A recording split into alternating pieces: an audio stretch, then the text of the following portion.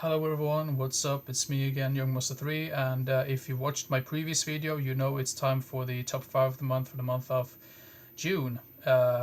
Once again, films that I've seen for the very first time that I appreciated the most that I've watched during the month. So yeah, here we go. Let's roll.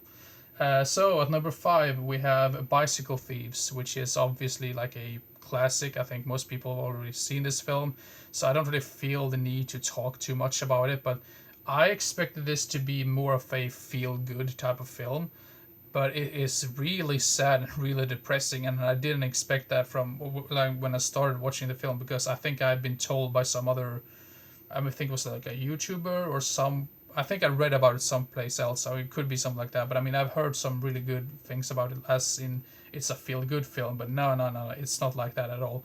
Uh, Other than that, though, I've already talked about. I not talked about the film, but I mean, I think most people have already talked about this film to death. So, but anyway, the Bicycle Thieves at number 5. Now at number 4, now people are gonna bash on me for this one for putting some of these films above that film, but this is just my personal opinion. I still think it's a good film. So, but anyway, at number 4 we have Buffy the Vampire Slayer, the movie from 1992. Um, and this is coming from a person that has never seen any of the TV series. I'm aware of the TV series and what it's all about, but I have never seen the TV series. So I have no idea if I should have watched that before watching the film. But I mean, now I only watched the film and I was surprised by how much I liked it. I mean, you can clearly tell it's aimed for a much like younger audience because I think it's rated PG-13 because there's barely like any like hardcore blood or gore effects like that. I mean, it's a very like tongue-in-cheek type film. I mean, it's kind of like a fun, quirky, funny little film, which is sort of like also like a feel-good type of light horror comedy. I mean, it sounds really strange when I say that, but I mean, I think it's aimed at a much younger audience. But overall, though, I think I really enjoyed the. I like all of the actors in it, and Donald Sutherland was amazing, and Rutger Hauer as the main bad guy, and the lead actress. What's her name? Christy Swanson, I believe. Yeah. I kept thinking, why was she not the girl who was in the TV series? Because I'm pretty sure Sarah Michelle Gellar was the lead actor in that TV series. Could be something about that she was too old for that role. Probably that's the reason. But I mean, that's just a theory. But anyway, Buffy the Vampire Slayer from 1992 at number 4. I really enjoyed that film for what it was. So yeah.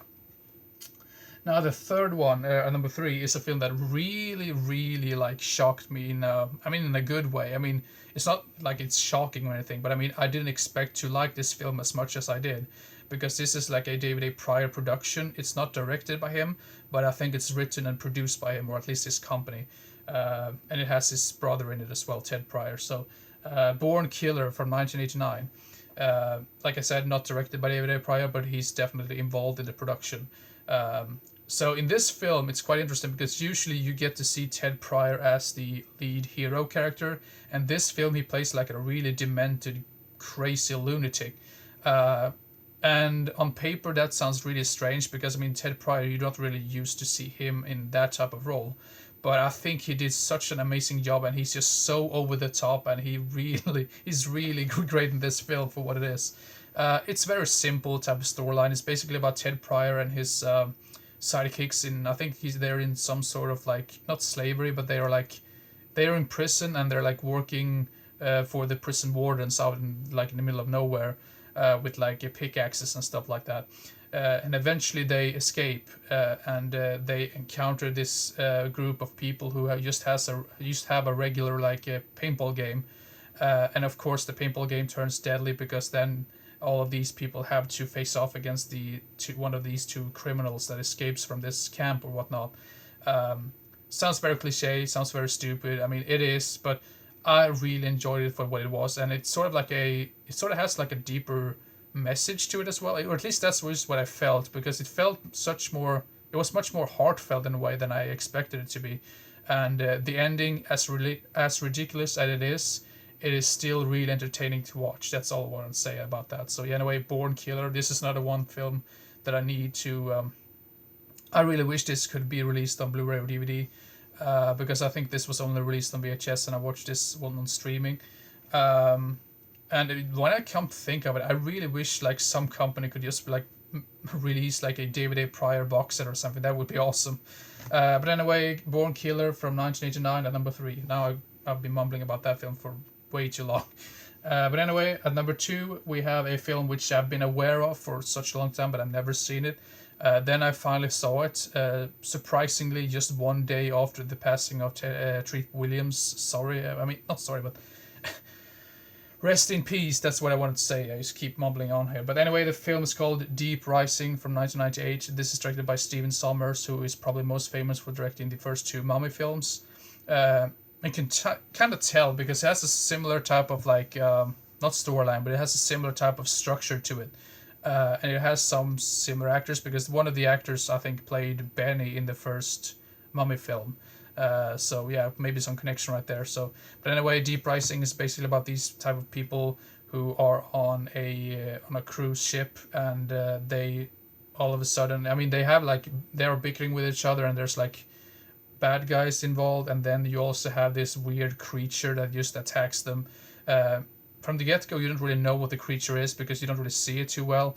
And then you finally do see it, and it's quite cool looking, even though some of the CG might be a little bit questionable by today's standards. But I mean, overall, great, entertaining, like popcorn flick. That's really what I want to say about that in general. So, great cast, like I said before, probably. But anyway, Deep Rising at number 2, a real entertaining film, and rest in peace, Treat Williams. So what could possibly be number 1? Well, number 1 is a film which it's another one of those films that I've heard quite much about when it came out, which was 2 years ago. And usually when I hear really good things about films, I usually just stay away from them up until the hype has just disappeared, basically. So I decided to watch it right now instead, and the film is called The Sadness from 2021. Taiwanese horror film, crazy gore fest galore. I mean, when I watched this film and right after when I saw the end credits, I'm like, oh my god, the horror genre lives again. That's really what I said right after watching the film.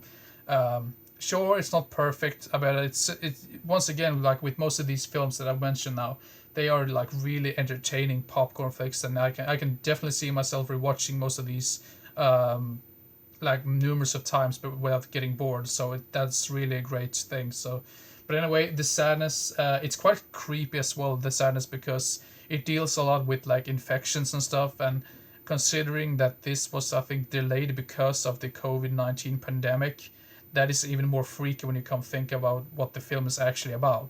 But anyway, that's just my personal opinion about that. So, but anyway, The Sadness, amazing, entertaining film. If you're a gore hound and if you like splatter and if you like splatter slasher films or Asian stuff in general, go check it out. It's a real entertaining like gore fest basically. So, but anyway, that's it for the top 5 of the month for the month of June.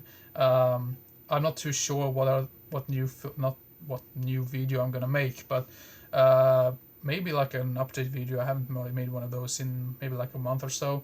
And I think, I mean, sometimes I used to forget about what films I've showed you or not, so that's also an issue. Maybe another top list, maybe a horror review video, who knows. But anyway, keep your eyes open for the next video, so yeah, see you next time. Bye bye.